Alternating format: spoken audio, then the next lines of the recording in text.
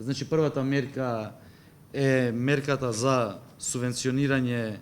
на трошоци за вградување на уред за погон на ТНГ, метан или друг вид на алтернативно гориво на постоечките возила и таму сме предвиделе со закон, но истовремено тоа ќе се предвиди во програмата да субвенционираме над 1200 граѓани на Република Северна Македонија и втората мерка е мерката за субвенционирање на купување на нови возила со одјава на старото возила, каде што согласно новиот закон за моторни возила е предвидено да ги субвенционираме сите заинтересирани од 2000 до 3000 евра во противност на денари. Значи, овие две мерки веќе се готови од страна на Министерството за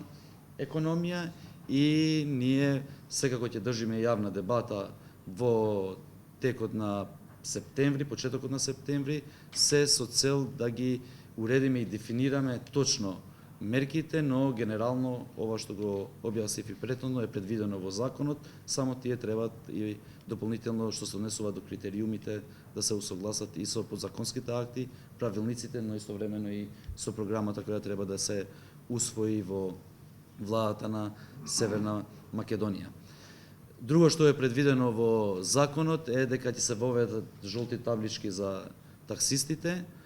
Го исполнуваме барањето на таксистите во Северна Македонија, но истовремено обезбедуваме за граѓаните да бидат посигурни во моментот кога ќе одлучат да земат такси за нивен превоз, но истовремено е предвидено и еколошката налепница. Значи, што се однесува до еколошката налепница, ние одлучивме во текот на процедурите во собрание тоа да го направиме во 3 категории и тоа да го оставиме да одлучуваат самите граѓани дали би сакале да набават налепница или не, а истовремено ингеренциите се на Советот на општините, а во што се однесува до градот Скопје, до Советот на Скопје, дали тие ќе превземат такви мерки, во случај ако превземат мерки што се однесува до загадувањето на воздухот, тогаш тие ќе одлучуваат дали ќе им дозволат на возилата што немат налепници да се движат во одреден период